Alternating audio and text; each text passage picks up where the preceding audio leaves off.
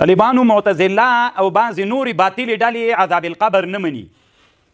دوی وایي عقلا استدلال کوي. دوی وایي چې مونږه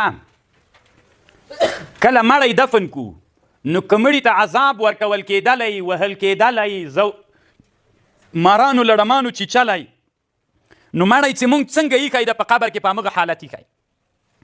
نو ده باندې خو هېڅ تغییر نه ده راغلی، هېڅ اثر نه ده پې باندې سوی. څنګه مو چې ایښی ده هماغسې ایښی ده.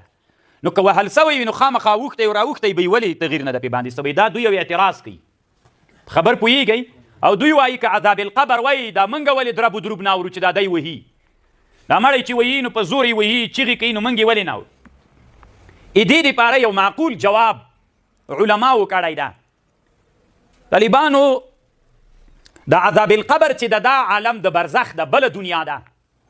یوه دا دنیا ده، یو عالم د برزخ ده. د هغې دنیا احکام د دې دنیا نه مغایر و بدل دي. دا دواړه فرق لري. یو اسانه مثال دا ده، یو سړی ویده ده، یو سړی ویده ده. دی مثلا دلته ویده ده، زه دلته ناست یم، دی خوب ویني. په دې خوب کې یو څوک راځي، دی وهي، زوروي، ستړی کوي، منډې پسې وهي، په چوپک باندې ولي. نو زم دلته ناست یم، دی ویده ده. دا ټولې ستړي تکلیفونه په ده تېرېږي. زه خبرېږم دی چې راجیګ سي، دی وایي وی وهلمه، وډار سومه، سپي را پسې غپل، هغه یې را سره وکړل، دا یې را سره وکړل. ما اورېدل، ما دی ولیده چې منډې وهلې، خو سره له دې تکلیف پې تېر سوی و. حتی چا په خوب کې کله داسې ډار لیدلی سونډه یې وتلي وي، وتلي وي که نه. نو خو دا ډار رښتیا وي که دروغ؟ رښتیا وي. نو خو چې زه څنګ ته ناست یم، د ده منډه مې لیدلې، بل سړی مې لیدلی، نو یو په بل به قیاس نه کوو. طالبانو کله کله په خوبونو کې داسې نادرې پیښې سوي وي. مثلا یو صحابي ده، ابو امامه باهلي نومیږي، سدي ابن عجلان.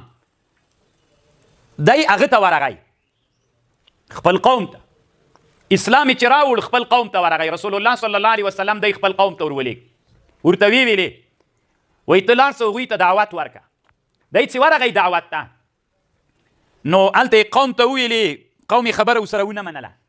دی څملاسته، هغوی وینه پخ کړې وه، وینه ده ته ویلې راسه که وینه خورې. ده ورته ویلې ما زه الله د دې رسول الله د دې لپاره رالیږلی یم چې تاسې له دې نه منع کړم، او تاسې وینه خورئ او ما ته دعوت راکوئ. دا هېڅکله نشي کېدی.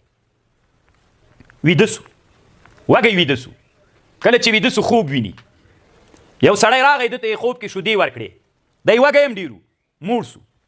کله چې له خوبه راجګ، دلته دا خپل منځ کې دا د دوی د قوم خلکو ورته ویلي چې دا خو بیا هم د موږ د قوم مشر د میلمه راغلی، موږ د ډوډۍ ساته ورته ونه کړو، که وینه نه خوري بل شی به ورته راوړو.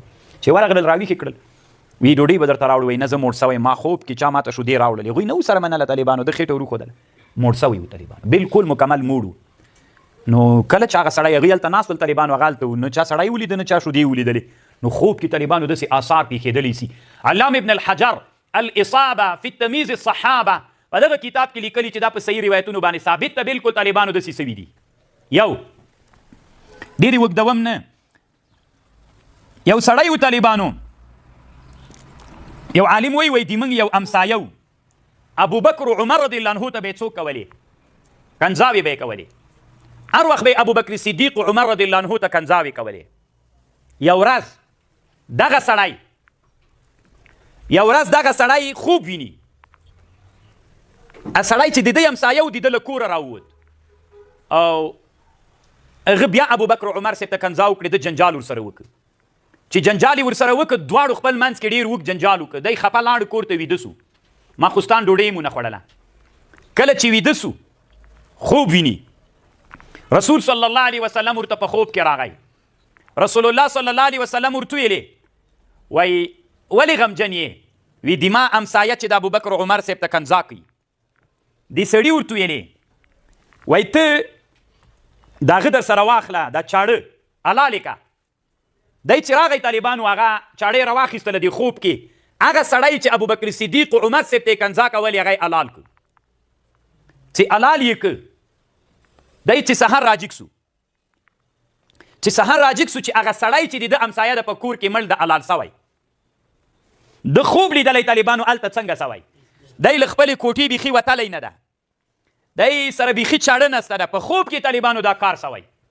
دا خبر په کتاب الروح کې علامه ابن القیم رحمه الله لیکلی، علامه شیخ الاسلام ابن تیمیه شاګرد. دریمه خبر، یو دغه علامه ابن القیم هلته نقل کوي